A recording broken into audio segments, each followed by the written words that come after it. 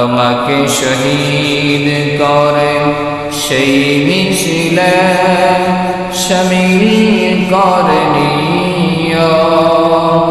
যেই মিছিলের নেতা আমির হামজা, খুবাইব, খাব্বাব আল্লাহর ছিল যারা অতি প্রিয়, শামিল করে নিও, শামিল করে নিও। এই দুনিয়াকে আল্লাহ সাজিয়েছেন, নশ্বর দুনিয়া শেষ হয়ে যাবে।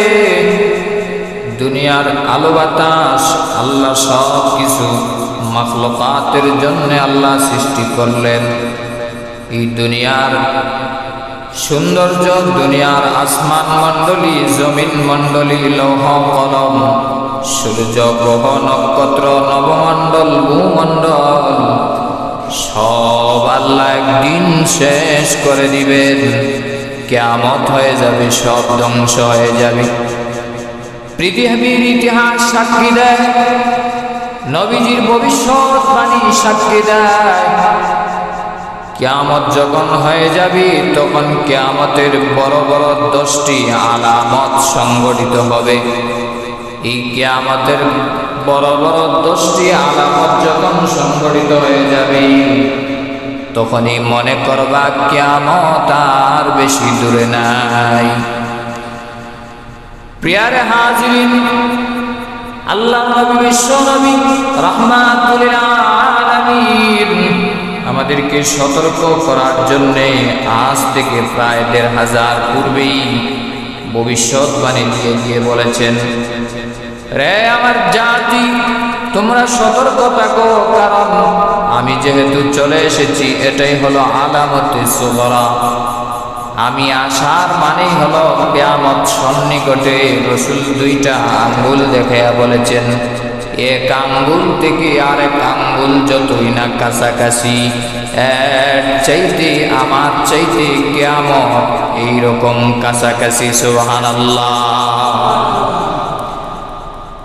রে আমার জাতি, তোমাদেরকে শুধুমাত্র দুনিয়া কেন ভুলিয়ে দিয়েছে, আখিরাত কেন তোমার স্মরণ হয় না, মৃত্যুর কথা কেন স্মরণ হয় না, কিয়ামতের কথা কেন তোমার স্মরণ হয় না? একদিন আল্লাহর দরবারে সবাইকে দাঁড়াইতে হবে, হিসাব নিকাশ দিতে হবে, এটা কেন সবার মনে হয় না? নবীজি সাল্লাল্লাহু আলাইহি ওয়াসাল্লাম বলেন, কিয়ামত আসার আগে তোমরা দেখবা 10টা আলামত যখন শুরু হয়ে যাবে তখন এই কিয়ামত অতি সন্নিকটে চলে আসবে। 1 নাম্বার, রাসূল বলেন না দুখান। দুখান মানে হলো দ্রুম্যজাল, দুয়াশা। তামাম পৃথিবী দুয়াশাচ্ছন্ন হয়ে যাবে, অন্ধকার হয়ে যাবে। তখন মনে করবা কিয়ামত আর বেশি দূরে নয়।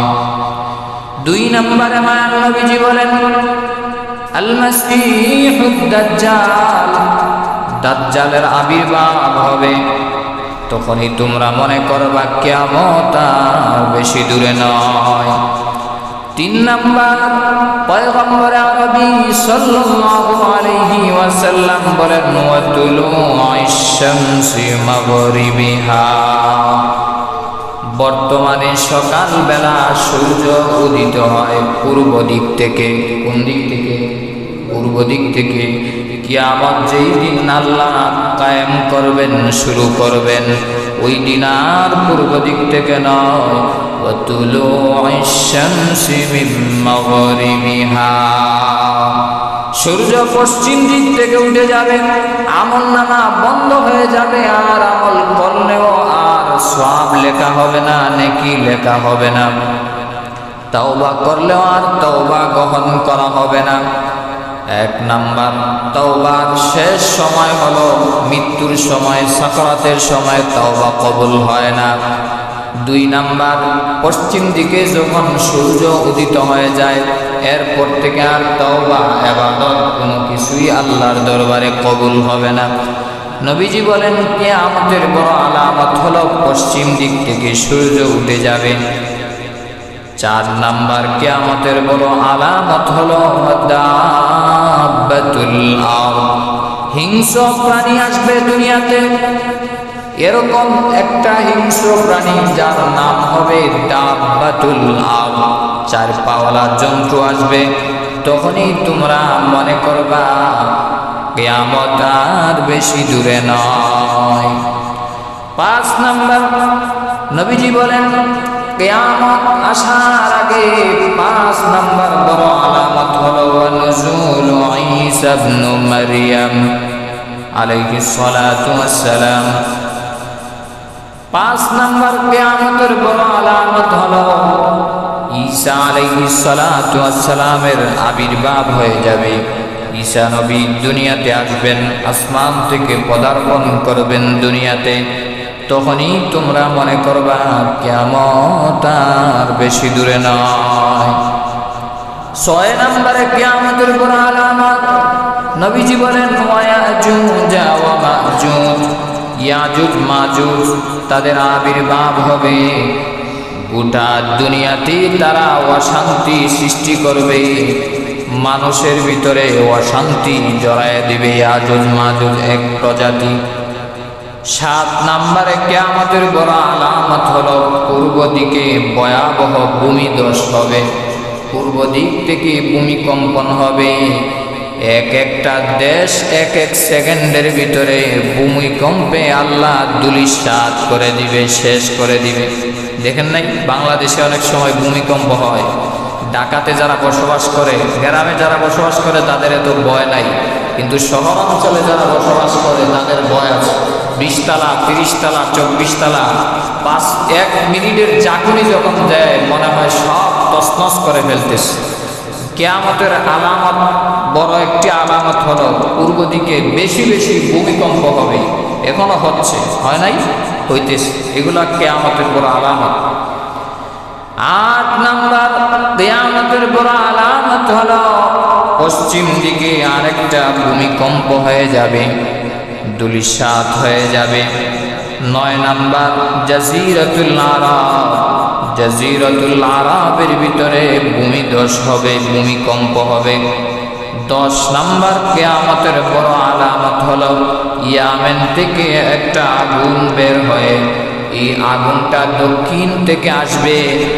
আগুনটা বাইর হয়ে পৃথিবীর এক প্রান্ত থেকে অন্য প্রান্তে সব মানুষদেরকে আগুনটা পিছন থেকে হাঁকায়া হাঁকায়া জমা করবে।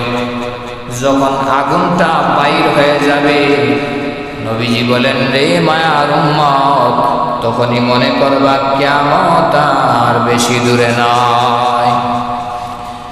সর্বশেষ ইমাম মাহদী আলাইহিস সালাতু ওয়াস সালামের আবির্ভাব হয়ে যাবে। তখনই তোমরা মনে করবা কিয়ামত আর বেশি দূরে নয়। এই 10টা আলামত যখন প্রকাশ পেয়ে যাবে তখনই কিয়ামত সংঘটিত হয়ে যাবে। আমার বানারা ভাইয়েরা, কিয়ামতের আলামতের বড় আলামতগুলোর ভিতরে 2টা আলামতের কথা সংক্ষেপে বলেই ইসরায়েল ফিলিস্তিনে আমি চলে যাব। 1 নাম্বার ইমাম মাহদী আলাইহিস সালাতু ওয়াস সালামের আবির্ভাব যখন হবে নবীজি বলেছেন তখনই তোমরা কিয়ামতের জন্য অপেক্ষা করবা, মনে করবা কিয়ামত অতি সন্নিকটে চলে এসেছে। রে প্রাণের ভাইয়েরা, নিজের বানানো কোনো কথা নয়।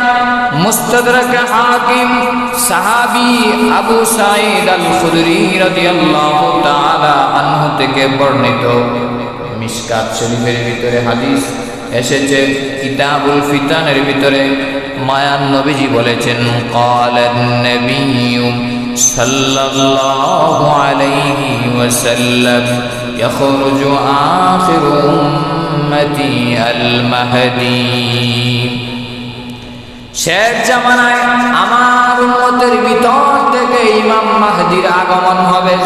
সুবহানাল্লাহ, ইমাম মাহদীর আগমন হবে নবীজির উম্মতের ভিতর থেকে। এই ইমাম মাহদি কে হবে, ওনার নাম কি, ওনার কাজ কি জানার দরকার আছে না নাই? আরো জোরে বলেন আছে না নাই? ইমাম মাহদি আলাইহিস সালাতু ওয়াস সালাম কে, ওনার কাজ কি? নবীজি সাল্লাল্লাহু আলাইহি ওয়াসাল্লাম বলেন, শেষ জামানায় যে কুরাইশি বংশধর যে যুবক আসবে সে হবে আমি নবীজির বংশধর থেকে। জুড়ে বলেন সুবহানাল্লাহ। আপনাদের বংশের অনেকের নাম পাটোয়ারি, মিজি, প্রধান, চৌধুরী, দেওয়ান, তারপরে সৈয়দ বংশ আছে না নাই? নবীজির বংশের নাম হলো কুরাইশ বংশ। আল্লাহ এই বংশের উপর প্রাধান্য দিয়া কোরআনে কারিমে একটি সূরা নাজিল করেছেন। জুড়ে বলেন সুবহানাল্লাহ। লিলাফি কুরাইশিন ইলাফিহিম রিহলাতাশ শিতাই ওয়াস সাইফ। আল্লাহু আকবার। এই কুরাইশ বংশ থেকে নবীজি বলেছেন আমার ইমাম মাহদি আগমন করবে। সুবহানাল্লাহ। ইমাম মাহদি আলাইহিস সালাতু ওয়াস সালাম নবীজি বলেছেন আমার মেয়ে ফাতেমার বংশধর হবে, আলীর বংশধর হবে। শুধু তাই নয়, নবীজি আরো জানায় দিলেন, রে মায়ের উম্মতেরা, ওই ইমাম মাহদির আসার আগমনের বার্তা যখন তোমরা শুনবা তখন মিলায় দেখবা এটা সত্যিকার অর্থের ইমাম মাহদি নাকি বুয়া মাহদি। অনেকে নিজেকে ইমাম মাহদি দাবি করে, অনেক সময় বাংলাদেশেও দেখা যায়। এগুলা সত্যিকার অর্থের ইমাম মাহদি নয়, এগুলা হলো বানোয়াট মিথ্যাবাদী ইমাম মাহদি। জুড়ে বলেন ঠিক না বেঠিক? নিজেকে ইমাম মাহদি দাবি করলেই হবে না, রাসূলের হাদিসের সাথে মিলতে হবে। ভালো করে কান লাগায় শুনবেন। এক নাম্বার, ইমাম মাহদি যিনি হবে ওনার নাম হবে মুহাম্মদ। নবীজি বলেছেন ইসমু ওয়া ইসমু আবি, আমার নামে মাহদির নাম হবে মুহাম্মদ, আমার বাবার নাম আব্দুল্লাহ, ইমাম মাহদির বাবার নাম হবে আব্দুল্লাহ। চিৎকার দিয়ে বলেন সুবহানাল্লাহ। আমার বানারা ভাইরা, শুধু তাই নয়, ইমাম মাহদি আসার পরে তাম পৃথিবীতে কেমন রাজত্ব কায়েম করবেন জানেননি? ইমাম মাহদি এসে পৃথিবীর ভিতরে যত জুলুম হইতেছে, নির্যাতন হইতেছে, নিপীড়ন হইতেছে, মুসলমান মার খাচ্ছে ফিলিস্তিনে, চাসনিয়ায়, বসনিয়ায়, আরাকানে, সিরিয়ায়, এরপরে অন্যান্য দেশে, সব অশান্তিকে দূরীত করার জন্যে, জালেমদের বিচার করার জন্যে আল্লাহ শেষ জামানায় ইমাম মাহদিকে আল্লাহ খলিফা বানায়া পৃথিবীতে পাঠাবেন। সুবহানাল্লাহ। রে প্রাণের যুবক ভাইয়েরা, দিলের কান লাগায়া শুনবা। শুধুমাত্র ওয়াজ শুনে গেলেই হবে না, মিলায়া দেখবা পৃথিবী শুরু থেকে শেষ পর্যন্ত কিভাবে আল্লাহ পৃথিবীকে সাজাইছে। সর্বশেষ জামানায় এসেছ, আর আমাদেরকে আল্লাহ রাব্বুল আলামিন সৃষ্টি করেছেন, আলো বাতাস সব কিছুই দিয়েছেন, তার নাজ নিয়ামত সব কিছুই দিয়েছেন। কিন্তু আমরা বেঈমান ইহুদি খ্রিস্টানদের দালালি করে তাদের কথা অনুযায়ী আমরা দুনিয়াতে চলতেছি, আছে না নাই? অথচ আল্লাহ পাক রব্বুল আলামিন কথা ছিল আল্লাহর হুকুম যেন আমরা মানি, কিন্তু প্রকান্তরে আমরা আল্লাহর হুকুম মানতেছি না, ইহুদিদের দালালি করতেছি এবং ইহুদিদের মাধ্যমে আমরা চলতেছি। তাম পৃথিবীতে ইহুদির সংখ্যা 1 কোটিরও বেশি হবে না, হয়তো সর্বোচ্চ 1 থেকে 1.5 কোটি হবে। কিন্তু তাম পৃথিবীর মানুষ হলো 400 কোটি। এই 400 কোটির ভিতরে মুসলমানই আছে প্রায় 150 থেকে 200 কোটি। 288টি রাষ্ট্রের ভিতরে 57 রাষ্ট্রই হলো মুসলিম কান্ট্রি। এই মুসলিম কান্ট্রির ভিতরে মুসলমান আছে প্রায় 150 থেকে 200 কোটি মুসলমান। কিন্তু মুসলমানের হাতে মিডিয়াও নাই, অস্ত্র নাই, বোমাও নাই, কোনো কিছুই নাই। মোবাইল বলেন, কম্পিউটার বলেন, ইলেকট্রনিক্স বলেন, বিমান বলেন, রকেট বলেন, মিসাইল বলেন, বোমা বলেন, সব লাল কুত্তার দল ওই ইসরায়েলের বাহিনীদের কন্ট্রোলে রেখে তামাম পৃথিবী তারা রাজত্ব করতেছে। নাউজুবিল্লাহ। যে মোবাইল চালাইতেছেন, কম্পিউটার টিপতেছেন, বসে আছেন, কি করতেছেন, কার সাথে কথাবার্তা বলতেছেন, মেসেজ করতেছেন, স্ট্যাটাস দিতেছেন, আমাদের কন্ট্রোলে নয়, আমার টাকা দিয়া, আমার এমবি দিয়া, আমার ওয়াইফাই বিল দিয়া কন্ট্রোল করতেছে ইসরায়েলের লাল কুত্তার বাহিনী। ঠিক না বেঠিক? এই জন্য আমার প্রাণেরা ভাইয়েরা, ভালো করে দিলের কান লাগায় শুনবা। 4 নাম্বার, নবীজি বলেন ইমাম মাহদি আসার কারণ কি? ইমাম মাহদি আসবেন, উনি তামাম পৃথিবী শাসন করবেন, গোটা দুনিয়ার শাসন করবেন। অনেকে নিজেকে ইমাম মাহদি দাবি করে। ইমাম মাহদি দাবি করলেই হবে না। 1980 সনে আব্দুল ফাত্তাহ নামে এক ভয়ঙ্কর এক যুবক সৌদি আরবে বলেছে, আমি ইমাম মাহদি। তখনকার সময়ের বাদশাহ তার পিছনের সব তদন্ত নিয়ে দেখলো ইমাম মাহদি নয়, তারপরে তাকে ফাঁসির কাস্টে ঝুলিয়েছে। কিন্তু সত্যিকার অর্থের ইমাম মাহদি যিনি, তাকে বোমা দিয়া, ফাঁসি দিয়া তামাম পৃথিবী মিলাও তাকে হত্যা করতে পারবে না। যিনি স্বয়ং তাকে সাহায্য করবেন, জোরে আওয়াজ করে বলেন তিনি কে? আমার বানানা ভাইয়েরা, ও কলিজার টুকরা যুবক ভাইয়েরা, যৌবনকে কোন কাজে তুমি ব্যয় করতেছো? মোবাইলের মাধ্যমে 24 ঘন্টা তোমার সময়টাকে শেষ করে দিচ্ছ, অথচ তোমার ভাই মুসলমান নাজমার খাচ্ছে, তোমার বোন আজকে নির্যাতিত, নিপীড়িত, ধর্ষিত হচ্ছে, শিশু বাচ্চা কাঁদতে কাঁদতে শেষ করে দিচ্ছে, অথচ তোমার ঘুমই ভাঙে না, তুমি ঘুমাইতেছো। আছে না নাই? আমার বানারা ভাইয়েরা, এই জন্য মনোযোগ। গোটা দুনিয়া ইমাম মাহদি আলাইহিস সালাতু ওয়াস সালাম তামাম পৃথিবী শাসন করবেন। শরীফের ভিতরে এসেছে 7 বছর, আরেক রেওয়ায়েতে এসেছে 9 বছর। এই 7 বছর 9 বছর তামাম পৃথিবী ইমাম মাহদি শাসন করবেন। এটা ভোট দিয়া নয়, ইলেকশন করে নয়, আল্লাহ তামাম পৃথিবী রাজত্ব করার জন্যে এক রাতের ভিতরেই ইমাম মাহদিকে আল্লাহ সেই সামর্থ্য, যোগ্যতা আল্লাহ বানায় দিবেন। সুবহানাল্লাহ।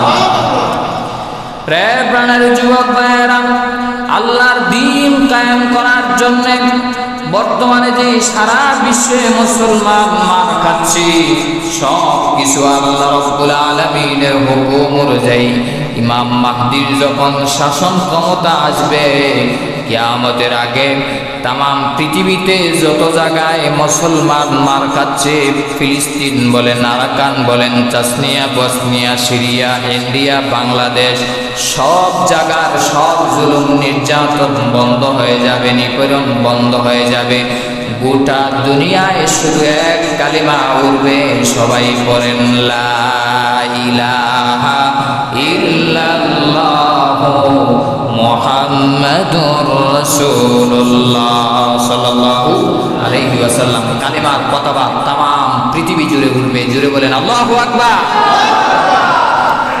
যতই পরাশক্তি আসুক না কেন, আমেরিকা বলেন, ব্রিটেন বলেন, ইসরায়েল বলেন, যতই পরাশক্তি আসুক, আল্লাহ রাব্বুল আলামিন শেষ পর্যায়ে ইমাম মাহদির হাতে যখন ক্ষমতা চলে আসবে, সব কিছু ইমাম মাহদি হাতের গুটায় নিয়ে তামাম পৃথিবী মুজাহিদদের মাধ্যমে যখন শাসন করবে, জিহাদ ফি সাবিলিল্লাহ যখন শুরু হয়ে যাবে, বেঈমান কাফেরেরা পলানোর পর্যন্ত জায়গা খুঁজে পাবে না। ঠিক না বেঠি? দিলের কান লাগায় শুনবেন আমার প্রাণানা ভাইয়েরা, ইমাম মাহদিকে কোথায় পাওয়া যাবে? বাংলাদেশে কয়েকদিন আগে দাড়ি টুপিওয়ালা এক ব্যক্তি বলতেছে, আমি ইমাম মাহদি, আমাকে আল্লাহ পাঠাইছে শেষ জামানার সবচাইতে বড় খলিফা বানাইয়া আমি পৃথিবী শাসন করব। নাউজুবিল্লাহ। আছে না নাই? আরো জোরে বলেন নাউজুবিল্লাহ। ইমাম মাহদী নিজে ইমাম মাহদী দাবি করবে না। হাদিস শরীফ থেকে বলছি, মিশকাত শরীফ কিতাবুল ফিতান এই অধ্যায় থেকে নেওয়া লম্বা হাদিস ইমাম মাহদী সম্পর্কে নবীজির ভবিষ্যৎবাণী। রসুল বলেছেন, ইমাম মাহদী নিজেকে বলবে না আমি ইমাম মাহদী, আমার হাতে বায়াত গ্রহণ করো, আমাকে খলিফা মানো, আমাকে রাষ্ট্রনায়ক বানাও। উনি নিজে বলবে না। ও রুকনে ইয়ামিনী এবং হাজরে আসওয়াদ, যারা হজে গেছেন বলতে পারবেন, যেখানে চুম্বন করা হয় হাজরে আসওয়াদ, এই হাজরে আসওয়াদ আর রুকনে ইয়ামিনী এই দুইটা জায়গার মধ্যবর্তী স্থানে ফজরের নামাজের পর পরে ইমাম মাহদী বসবেন। লোকেরা দেখেই চিনবে উনি শেষ জামানার সবচেয়ে বড় খলিফা, আল্লাহর পক্ষ থেকে বানানো ইমাম মাহদী। জোরে বলেন আল্লাহু আকবার। দেখেই চিনবে আর ইমাম মাহদীর হাতে বায়াত গ্রহণ করবে। বায়াত গ্রহণ করতে করতে তামাম পৃথিবীর সমস্ত মুসলমান ইমাম মাহদীর কাফেলায় যোগ দিবে। এই জন্য আমার প্রাণের ভাইয়েরা, আমরাও সেই কাফেলায় যোগ দিতে চাই। রাজি আছেন না নাই? আরো জোরে বলেন, রাজি আছেন না নাই? আল্লাহ পাক রব্বুল আলামিন যেন আমাদেরকেও ইমাম মাহদীর কাফেলায় যুক্ত হয়ে দাজ্জালের বিরুদ্ধে, বেঈমান কাফের ইহুদি লামকুত্তাদের পিছনে আমরাও যেন জিহাদ করে মরতে পারি। আল্লাহ যেন তৌফিক দেন। সবাই আওয়াজ করে বলেন আমিন। আমার প্রাণের ভাইয়েরা, শুধু তাই নয়, রসুল ভবিষ্যৎবাণী দিয়া বলে গিয়েছেন, রে শেষ জামানার উম্মতেরা ভালো করে শুনে রাখো, ওই যে খোরাসান থেকে কালো পতাকা বাহী একদল, তারা জিহাদ করার জন্য ফিলিস্তিনের দিকে রওনা হয়ে যাবে। খোরাসান থেকে বিশাল মুজাহিদ বাহিনী যখন কালো পতাকাবাহী কালিমার পতাকা নিয়ে উদ্দিন হয়ে যাবে, ফিলিস্তিনের দিকে যখন রওনা হয়ে যাবে, তখনই তোমরা, রসুল হাদিসে বলেছেন, পাথরের উপর হামাগুড়ি দিয়া হলেও তাদের কাফেলায় শামিল হয়ে তোমরা নিজেদেরকে ধন্য করিও। সুবহানাল্লাহ। রে প্রাণের যুবক ভাইয়েরা, দিলের কান লাগায় শুনবা আর নিজেকে জাগ্রত করার চেষ্টা করো। তোমার জীবনের অনেক দাম, অনেক মূল্যায়ন। শুধুমাত্র ঘুমায়া ব্যবসা বাণিজ্য করে টাকা পয়সা ইনকাম করে শুধু তোমার জীবনটাকে শেষ করলেই হবে না। শেষ জামানায় যেহেতু বসবাস করতেছ, তোমাকে প্রস্তুতি নিতে হবে, জিহাদের প্রস্তুতি নিতে হবে, ইমাম মাহদী আসার অপেক্ষায় থাকতে হবে। যে কোনো সময় জিহাদের বার্তা আসলে তোমাকে ঝাঁপিয়ে পড়তে হবে। এই জন্য আমার প্রাণের ভাইয়েরা, সর্বশেষ কথা হচ্ছে, দাজ্জালকে চিনার উপায় কি? কিয়ামতের বড় আলামতের ভিতরে অন্যতম আরেকটি আলামত হলো মাসিহুদ দাজ্জাল। মাসি মানে হলো তার চেহারা একটা অন্ধ হবে। নবীজি হাদিসের ভিতরে বলেছেন বাম চোখটা অন্ধ হবে, আরেক রিওয়ায়াতে এসেছে ডান চোখ অন্ধ হবে। তার চোখের চামড়ার উপর থেকে পুটলিটা চোখের সামনে আসবে, আর কপালে লেখা থাকবে কাফারা, কাফের লেখা থাকবে। তার এক হাতে থাকবে বিশাল তার বানানো জান্নাত, আরেক হাতে তার বানানো জাহান্নাম। মূলত এটা আল্লাহর তৈরি জান্নাত, জাহান্নাম নয়।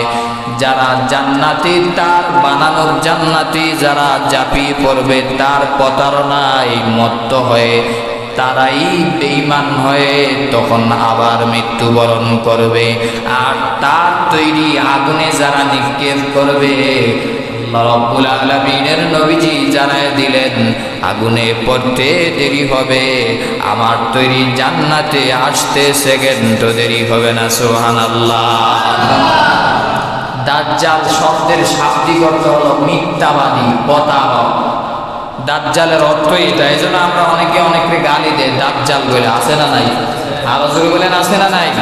এই সবচাইতে পৃথিবীর সবচাইতে নিকৃষ্ট মিথ্যাবাদীর নাম হলো মাসিহুদ দাজ্জাল।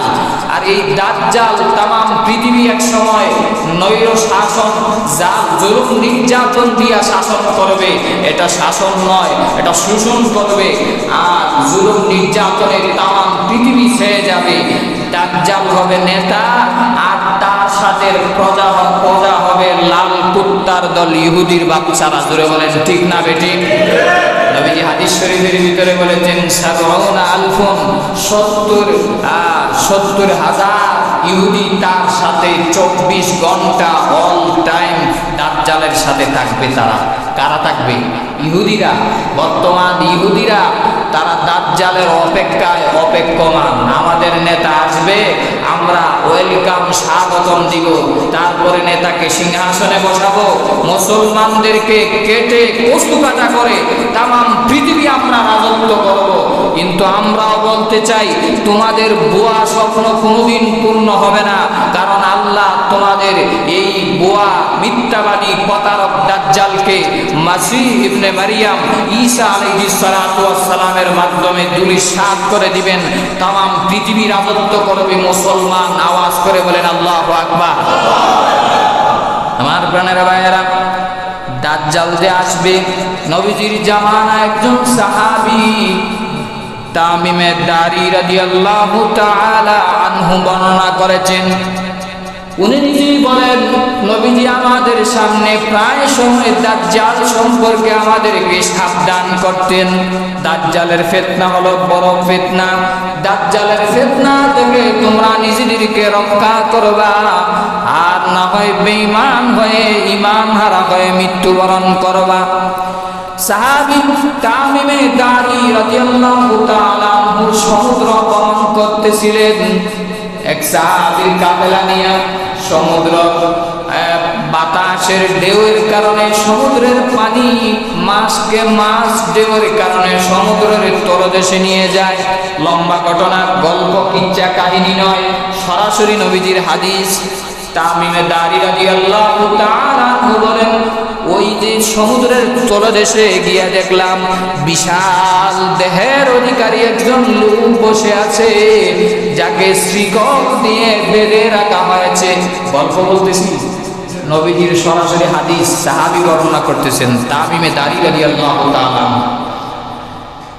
ডাক দিয়ে বলেন, তামিমে দারি রাদিয়াল্লাহু তাআলা আনহু বলেন, সমুদ্রের তলদেশে গিয়ে দেখলাম বিশাল দেহের অধিকারী একজন লোক বসে আছে, ওনাকে শ্রীকল দিয়া বেঁধে রাখা হয়েছে। চোখগুলা অগ্নিলোকার মতো আগুন যেন টপ টপ করতেছে বাহির হওয়ার জন্য। চেহারা এত বিশ্রী, এত কুৎসি।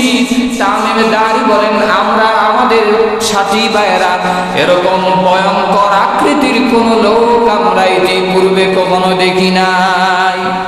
শুধু তাই নয়, তামিমে দারি ওনাকে প্রশ্ন করলেন, আপনি কে? উনি জবাব দেওয়ার আগে বললেন, ও নবীজির সাহাবী তামিমে দারি, আমার পরিচয় নেওয়ার আগে তোমরা আমার 3টা প্রশ্নের জবাব দাও। এই 3টা প্রশ্ন এবং জবাব শুনেই আমরা ফিলিস্তিনের যুদ্ধের ইতিহাসে যাব সংক্ষেপে। এই উনি ডাক দিয়ে বললেন, যে ভয়ঙ্কর আকৃতির যে লোক, উনি ডাক দিয়ে বলে, ও নবীজির সাহাবী তামিমে দারি, 1 নম্বরে আমাকে ওই প্রশ্নটির উত্তর জানাও, বাইসানের খেজুর বাগানের কি অবস্থা? হাদিস শরীফের ভিতরে এসেছে। তো ভয়ঙ্কর আকৃতির লোকটা যখন বললেন, বাইসানের খেজুর বাগানে কি খেজুর আছে, খেজুর কি ফলন হয়? 2 নম্বর প্রশ্ন করলেন, ওই লোকটি, ভয়ঙ্কর আকৃতির লোকটি ডাক দিয়ে বললেন, তাবারিয়া উপসাগরের পানি কি আছে? 3 নম্বর প্রশ্ন করলেন, জুগারের ঝর্ণার কি অবস্থা? 3টা প্রশ্ন করছে। ওই নবীজির সাহাবী ডাক দিয়ে বললেন, বাইসানের খেজুর এখনো আছে সারা পৃথিবীতে। তখন সময় বাইসানের খেজুর প্রসিদ্ধ ছিল। এটা কোথায় অবস্থিত পরে বলতেছে। বাইসানের খেজুর তখন তরতাজা ছিল, তামাম পৃথিবীতে আমদানি রপ্তানি হতো। তো সাহাবী বললেন, হ্যাঁ, বাইসানের খেজুর বাগান এখনো ভালো আছে, ফল ফলাদি ভালো হচ্ছে। 2 নম্বরে তাবারিয়া উপসাগরের পানিও এখনো আছে, শুকায় নাই। 3 নম্বরে জুগারের ঝর্ণা। জুগার হযরত লূত আলাইহিস সালাতু ওয়াস সালামের মেয়ের নাম। ওই মেয়ের পাশে একটা মেয়ের কবরের পাশে একটা ঝর্ণা, এই ঝর্ণার নাম দেওয়া হয়েছে জুগারের ঝর্ণা। 1 নম্বর প্রশ্নের জবাব হচ্ছে, বাইসানের বাগান বর্তমানে ইসরায়েলের রাজধানী তেল আবিবের পাশেই অবস্থিত। এটাও ইহুদিদের দখলে। এই জন্য তখন ভয়ঙ্কর আকৃতির লোকটা বলেছিল, যে বাইসানের খেজুর বাগান যখন শুকিয়ে যাবে, খেজুর যখন থাকবে না, তখনই আমি ভয়ঙ্কর আকৃতির লোকটির আবির্ভাব দুনিয়াতে হবে। 2 নম্বরে তাবারিয়া উপসাগর, এটাও ফিলিস্তিনের এক পাশে এই সাগর অবস্থিত। তাবারিয়া উপসাগরের বিশাল পানির ঢেউ, এই পানি উপসাগর একদিন শুকিয়ে যাবে। যখন শুকিয়ে যাবে তখনই আমি দুনিয়াতে আগমন করব। 2 নম্বর। 3 নম্বরে জুগারের ঝর্ণা, সেটাও এই ইসরায়েলের রাজধানী তেল আবিবের পাশেই একটি ঝর্ণা আছে, কূপ আছে, এটার নাম জুগারের ঝর্ণা। ভয়ঙ্কর আকৃতির লোকটি বলেছিল, নবীজির সাহাবী, এই জুগারের ঝর্ণার পানি যেই দিন বন্ধ হয়ে যাবে, স্টপ হয়ে যাবে, ওই দিন আমি দুনিয়াতে আগমন করব। সাহাবী ডাক দিয়া বলেন, এতক্ষণ তো আপনি আমাদেরকে প্রশ্ন করছেন, আপনার পরিচয়টা দেন। উনি তখন ডাক দিয়া বলেছে, আনা মাসিহুদ দাজ্জাল, আমি হলাম মাসিহে দাজ্জাল। পৃথিবীতে ভয়ঙ্কর আকৃতিতে আল্লাহ আমাকেই আবির্ভাব করবেন। চিৎকার দিয়ে বলেন নাউজুবিল্লাহ, আওয়াজ করে বলেন নাউজুবিল্লাহ। এবার আসেন 3টা প্রশ্নের যে জবাব, ভবিষ্যৎবাণী নবীজির 3টা প্রশ্ন উত্তর ফিলাপ হয়ে গেছে, ভবিষ্যৎবাণী ফিলাপ। বাইসানের যে খেজুর বাগান শুকাইলে দাজ্জাল আসবে, বাইসানের খেজুর বাগান আগের যেই মরক করা এই খেজুর বাগান লাগিয়েছিল, সেই খেজুর বাগান শুকিয়ে গিয়েছে। দাজ্জালের আবির্ভাব হওয়ার সময় ঘনিয়ে এসেছে। 2 নম্বরে দাজ্জাল প্রশ্ন করেছিল, তাবারিয়া উপসাগর শুকাইছে কিনা? তাবারিয়া উপসাগরের পানিও শুকিয়ে গিয়েছে। আমি আমার বাড়ি থেকে গতকাল আসার সময় যেই নদীর পাশ দিয়ে আসছি, আমার ছোটবেলা থেকে আমার এই বয়স পর্যন্ত এই নদী কখনো আমি শুকনা দেখি নাই। গতকাল দেখলাম শুকিয়ে আছে। তাম পৃথিবীতে, বিশেষ করে আমাদের দেশেও পানির জন্য সংকট আছে না নাই? আরো জোরে বলেন, আছে না নাই?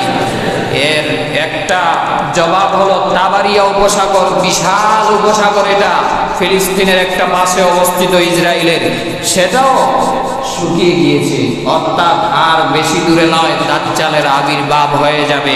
3 নম্বরে জুগারের ঝর্ণা, সেটাও ইসরায়েলের ভিতরে।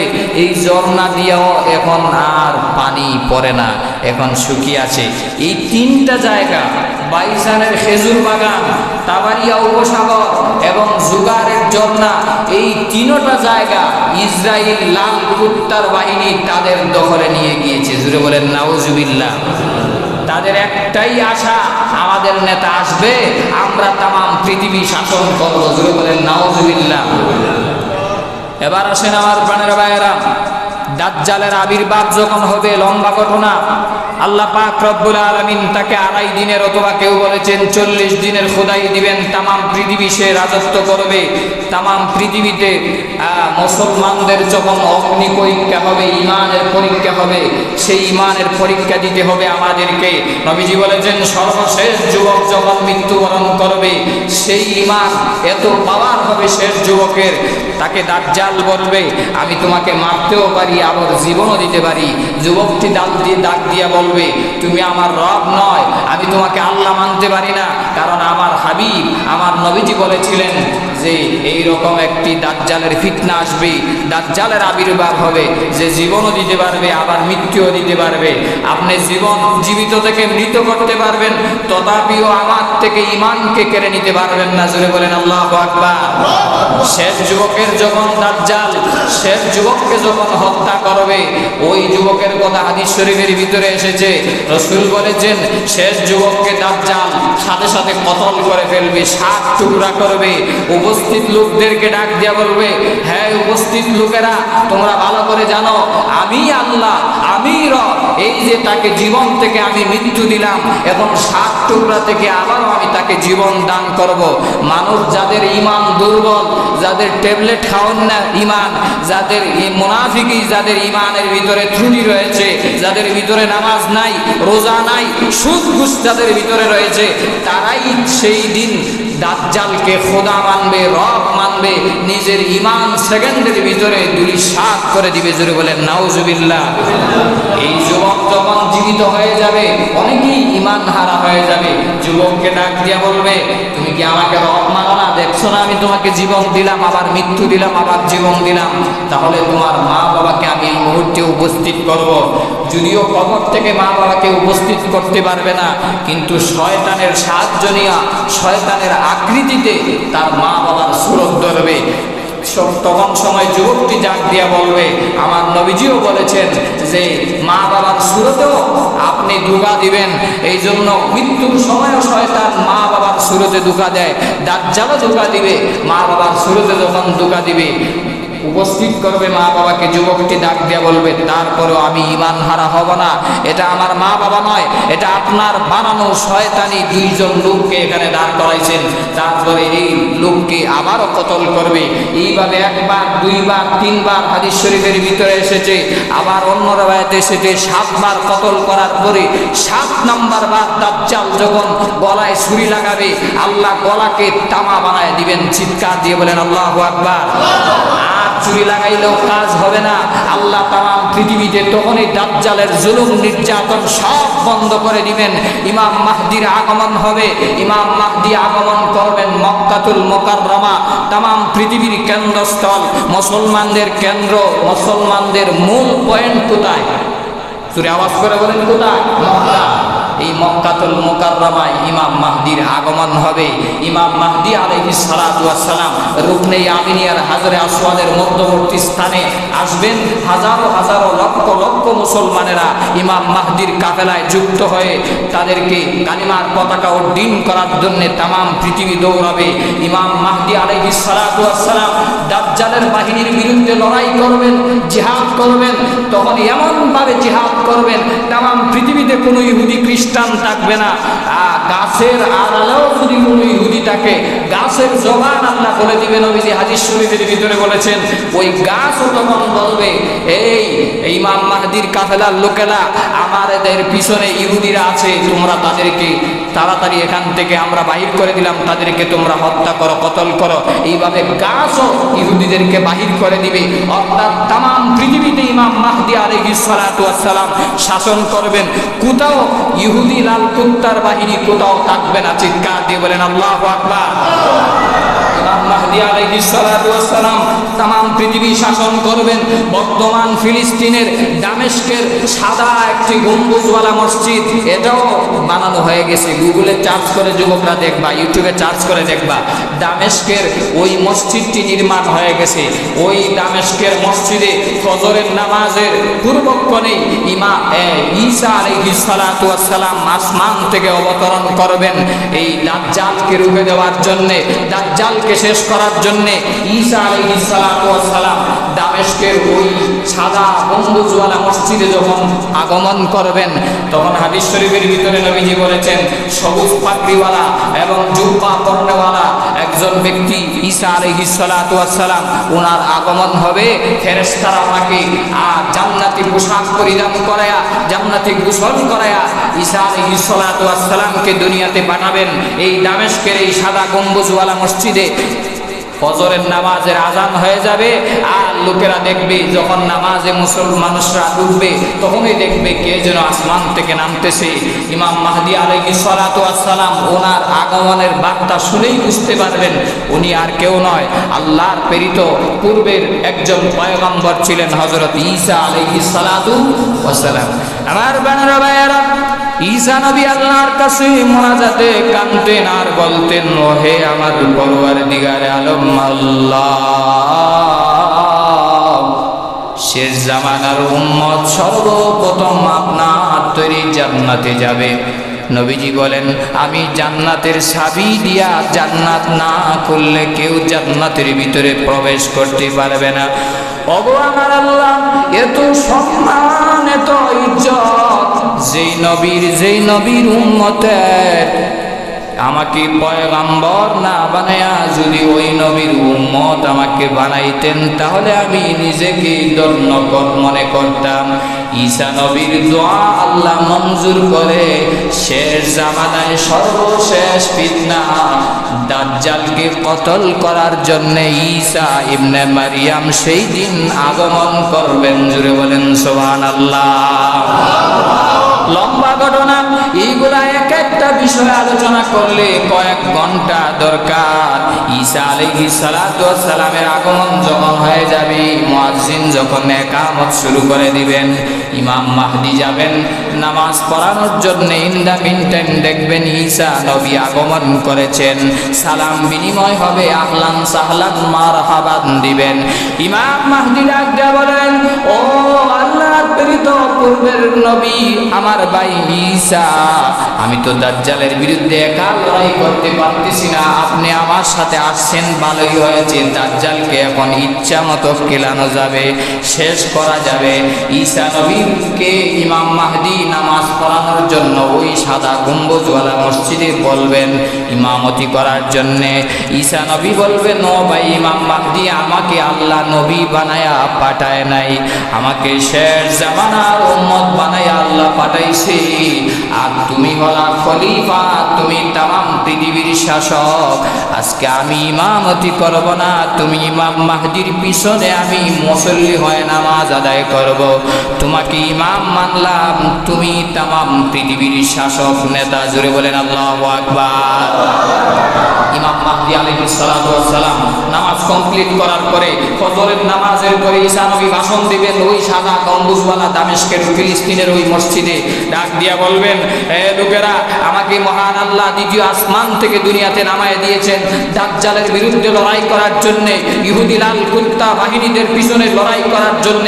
আজকে আমরা ফজরের নামাজের পর থেকে তামাম পৃথিবীর আনাচে কানাচে যত ইহুদির বাচ্চারা আছে, যত দাজ্জালের ছেলেফেলা আছে, যত বেঈমান কাফেরেরা আছে, সবাইকে আমরা একত্রিত হয়ে মুষ্টিবদ্ধ ঐক্যবদ্ধ হয়ে ইমাম মাহদির নেতৃত্বে সবাইকে আমরা শেষ করব। জোরে বলেন আল্লাহু আকবার।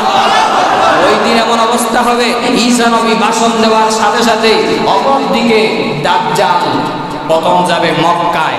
মক্কার গেটে ঢুকার সময় দেখবেন রেহালের মতো একটা গেট আছে, আছে না নাই?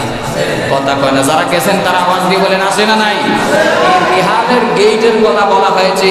রেহালের গেটের সামনে যখন দাজ্জাল যাবে, ফেরেশতারা তরবারির আঘাত দিয়া দাজ্জালকে ফিরিয়ে দিবে, চলে যাবে মদিনায়। মদিনার উহুদ পাহাড়ে যখন যাবে, উহুদ পাহাড় থেকে তাকে ফেদাও করা হবে, তাকে মারধর করে ফেরেশতারা সেখান থেকে দুলিশাত করে দিবে। আস্তে আস্তে ফিলিস্তিনের দামেস্কের লুদ লাম ডাল ফেস লুদ, এই লুদ বাবে লুদ একটা জায়গা আছে ফিলিস্তিনে, ওই লুদ বাবে লুদ জায়গায় দৌড়ে আস্তে আস্তে ওই জায়গায় যাবে ফিলিস্তিনের। আর ওই জায়গায় যাওয়ার পরে কেউ বলেছেন ফিলিস্তিনের রাজধানী জেরুজালেমের অথবা দামেস্কের এয়ারপোর্ট আছে, এয়ারপোর্টের একটা পাশেই দাজ্জালের শেষ ঠিকানা হবে। আর কেউ বলেছেন বাবে লুদ এই গেট আছে, এই গেটের কাছে যখন যাবে আস্তে আস্তে আস্তে আস্তে ওই গেটের পাশে যাবে। আর ইমাম মাহদি ঈসা আলাইহিস সালাতু ওয়াস সালাম মসজিদ থেকে নামাজ পড়ে বাইর হবেন। দাজ্জালের বাহিনী যখন দেখবেন ঈসা আলাইহিস সালাতু ওয়াস সালামের চেহারা দাজ্জাল দেখার সাথে সাথে লবণ পানিতে দিলে কি হয়ে যায়? কথা বলেন না, লবণ পানিতে দিলে কি হয়ে যায়? পানি হয়ে যায়। নবীজিও বলেছেন লবণ যেইভাবে পানিতে মিশাইলে শেষ হয়ে যায়, দাজ্জাল ঈসা আলাইহিস সালাতু ওয়াস সালাম দাজ্জালকে মারার প্রয়োজন হবে না। চেহারা দেখার সাথে সাথে দাজ্জাল মোমের মতো গলে তার দলবল বাহিনী নিয়ে পৃথিবী থেকে শেষ হয়ে যাবে। জোরে বলেন আল্লাহু আকবার। ঈসা আলাইহিস সালাতু ওয়াস সালামের চোখে আল্লাহ এত পাওয়ার দিবেন, 70 মাইল এরিয়া পর্যন্ত যত ইহুদি থাকবে সবাই নিশ্চিহ্ন হয়ে যাবে, শেষ হয়ে যাবে, দুলিশাত হয়ে যাবে। পরিষ্কার ভাষায় বলতে চাই, বর্তমানে 1 থেকে 1.5 কোটি ইসরায়েল বাহিনী যারা তামাম পৃথিবীকে হাতের মুঠোয় নিয়ে গিয়েছে, মিসাইল বলেন, বোমা হামলা বলেন, মিডিয়া বলেন, ইউটিউব বলেন, অনলাইন মিডিয়া সব নিয়ে তারা মুসলমানের চরিত্র হরণ করতেছে, সব দেশকে তারা হাতের মুঠোয় নিয়ে গিয়েছে। তারা ফিলিস্তিনকে দখল করতে চায়। এই ফিলিস্তিন ইসরায়েলের নয়। ইতিহাস পড়ুন, কিতাবাদি পড়ুন, মোবাইলের পিছনে তামাম 24 ঘন্টা জীবন বরবাদ করে দিও না। ইতিহাস পড়লে পাওয়া যায়, হিটলার যখন ইহুদি নিধন শুরু করে, হিটলার নাম শুনেন নাই? হিটলার যখন ইহুদি নিধন শুরু করে 60 লক্ষ ইহুদিকে হিটলার হত্যা করেছিল। জোরে বলেন সুবহানাল্লাহ। ওই লোকটা আর যাই করে এই কাজটা কিন্তু বালাই করছে, কারণ ইহুদিদের বিরুদ্ধে আল্লাহ স্বয়ং সরাসরি কোরআনে বলেছেন, লাতাজিদান্না আশাদ্দান নাসি আদাওয়াতাল লিল্লাযিনা আমানুল ইয়াহুদ। ইহুদি শব্দটা কোরআনে বিভিন্ন জায়গায় এসেছে। এখানে আল্লাহ কঠিন ভাষায় বলেছেন ইহুদিরা সবচেয়ে মুসলমানের দুশমন হবে। নবীজি বলেছেন ইহুদি এবং খ্রিস্টান মুসলমানের সবচাইতে দুশমন। আজকে তারা আসল ফিলিস্তিনে কয়েক মিনিট সময় দিবেন আমাকে বলার জন্য, শেষ ইতিহাস সময় দেওয়া যাবে? সর্বশেষ কথা হচ্ছে ফিলিস্তিনে আজকে কেন মার খাচ্ছে জানার দরকার আছে না নাই? এই যে ইতিহাসটা জানলাম, হিটলার যখন 60 লক্ষ ইহুদি নিধন করে, তখনই এই মধ্যপ্রাচ্যের ইহুদিরা তারা পলায়া আস্তে আস্তে এক পর্যায়ে চতুর্দিকে সমুদ্র দিয়া, লঞ্চ দিয়া, স্টিমার দিয়া বিভিন্ন দেশে গেছে। আর এক সময় গিয়া ফিলিস্তিনের ইসরায়েলে তারা আবাসভূমি তারা দখল করেছে। যেমন মনে করেন আমরা আশ্রয় দিয়েছি বাংলাদেশের মায়ানমার থেকে আসা রোহিঙ্গাদেরকে আমরা আশ্রয় দিয়েছি, দেই নাই? দিয়েছি। ঠিক তেমনি তখনও ফিলিস্তিনের মুসলমান অসহায়রা তারাও অন্য দেশ থেকে ফিরত আসা অসহায় হিটলার যখন নিধন করতেছে, তখন তারা দ্বিতীয় বিশ্বযুদ্ধের পরে তখনই এই সমস্ত ইহুদিরা ফিলিস্তিনে এসে আশ্রয় গ্রহণ করেছিল, ইসরায়েলে এসেছে। তখন কিন্তু তারা এই জমির মালিক তারা নয়, তারা এসেছে কিছুদিন টাকার জন্য। ঠিক না বেঠিক? আপনার বাড়ি দৌলতপুরে, আপনি নিজে জমির মালিক। এখন যদি ঢাকার থেকে একজন লোক আইসা বলে এই আইসে গেট আউট, এখান থেকে গেট আউট হয়ে যাও, তাহলে এখানে এটা কি মালিকানার জমিন বলতেছে, মালিক বলতেছে, না দখলদার করার জন্য বলতেছে? দখল করার জন্য। ঠিক তেমনি ইসরায়েল এটা অবৈধ রাষ্ট্র, এটা জারদ রাষ্ট্র, এটা অবৈধ রাষ্ট্র। জুড়ে বলেন ঠিক না বেঠিক?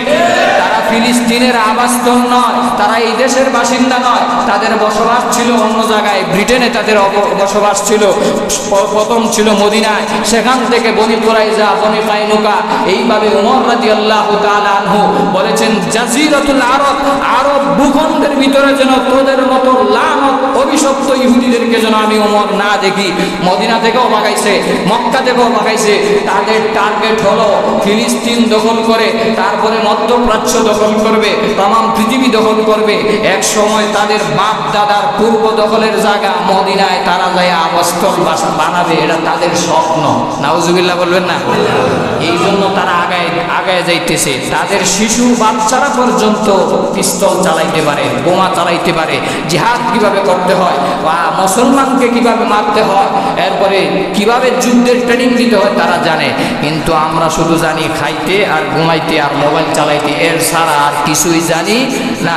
তবে পরিষ্কার ভাষায় বলতে চাই, এই তখনকার সময় থেকে নিয়ে 1948 সালে ইসরায়েলের কিছু মানুষ ইহুদিরা তখন অবৈধ রাষ্ট্র তারা ঘোষণা দেয়। 1948 সালে অবৈধ রাষ্ট্র ঘোষণা দেওয়া হয়। এটা অবৈধ রাষ্ট্র, এটা কোনো বৈধ রাষ্ট্র নয়, এটা কোনো স্বাধীনতাকামী রাষ্ট্র নয়।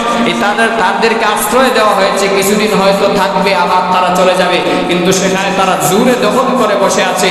আর ফিলিস্তিনের এক পাশেই হলো ইসরায়েল, অপর পাশে হলো গাজা। এই গাজার পরেই হলো জর্ডান, তারপরে অন্যান্য নদী, অন্যান্য দেশ, এরপরে আছে মিশর। তো পরিষ্কার ভাষায় বলতে চাই এই কথা সংক্ষেপে, ফিলিস্তিনের মুসলমানদের উপর তারা দাগা দখল করে তারা এই জায়গা নিয়েছে। আর তাদের উপর জুলুম নির্যাতন বছরের পর বছর চলতেছে। তাদের একটাই কারণ, তারা যেন পৃথিবীর বুক থেকে মুসলমানদেরকে যেন হত্যা করতে পারে, মুসলমানদেরকে যেন দুলিশাত করতে পারে। এই জন্য আমরাও আমাদের ভাষায় পরিষ্কার ভাষায় বলে দিতে চাই, ও তামাম পৃথিবীর 57টি দেশের রাষ্ট্রনায়ক, মুসলমান রাষ্ট্রনায়ক যারা আছো, ফিলিস্তিনের মাত্র তাদের মুজাহিদ বাহিনীদের সাথে সারা পৃথিবীর 57টি রাষ্ট্রের প্রত্যেকটা দেশ থেকে যদি লক্ষ লক্ষ সৈন্যবাহিনী মুজাহিদ বাহিনী গঠন করে ফিলিস্তিনের পাশে যদি আমরাও দাঁড়াই, আমরা যদি কমপক্ষে 20 থেকে 50 লক্ষ তাম পৃথিবী থেকে মুজাহিদ বাহিনী যদি তৈরি হয়, ইসরায়েলের ভুয়া স্বপ্ন জেরুজালেম তাদের রাজধানী হবে না, জেরুজালেম ইসরায়েলের কবরস্থান হবে। জোরে বলেন ঠিক না বেঠিক?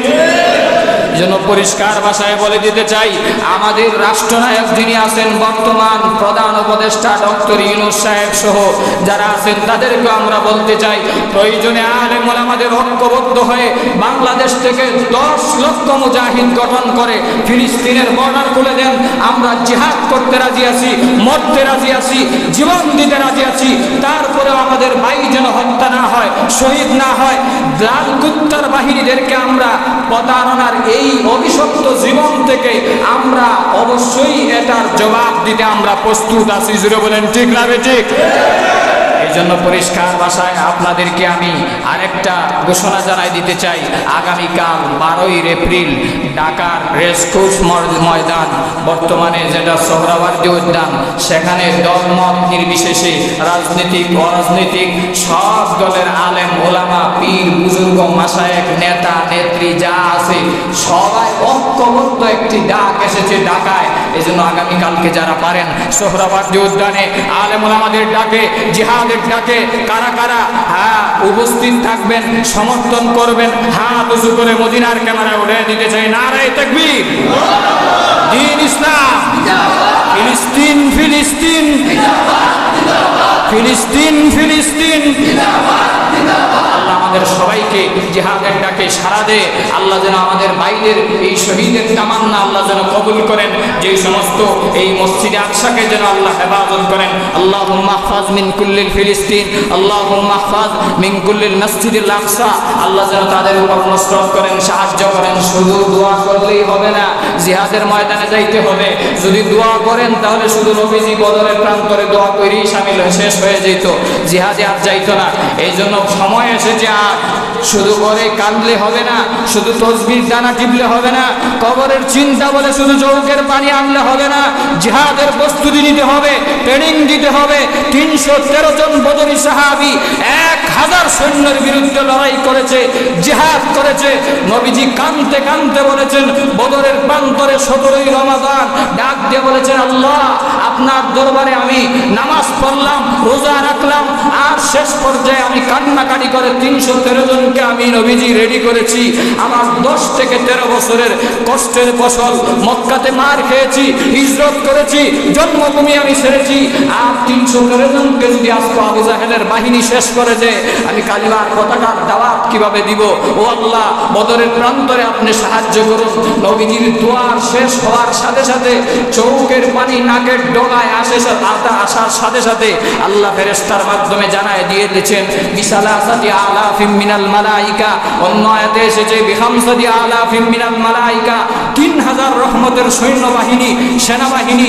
অপর আয়াতে এসেছে বিখামসাতি আলাফিম মিনাল মালাইকা, 5000 আকাশ থেকে সৈন্যবাহিনী আল্লাহ পাঠায়া নবীজির বদরের প্রান্তরে লাকাদ নাসারাকুমুল্লাহু বিবাদরি ওয়া আনতুম আযিল্লা, বদরের প্রান্তরে আল্লাহ সাহায্য করেছেন, সহযোগিতা করেছেন।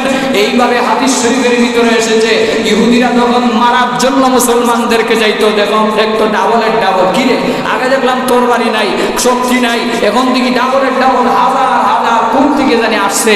সাহায্য পাঠাইছে কে? আল্লাহ। বলেন কে? এজন্য তাদের মতো ঈমান আনতে হবে, সাহাবীদের মতো ঈমান আনতে হবে, নিজেকে জাগ্রত করতে হবে, পরিবারকে শক্ত করতে হবে নামাজের মাধ্যমে, তাহাজ্জুদের মাধ্যমে, আর এইভাবে জিহাদের ট্রেনিং নেওয়ার মাধ্যমে, ইসলামিক ইতিহাসগুলো পড়ার মাধ্যমে। আল্লাহ আমাদের সবাইকে কবুল করুন।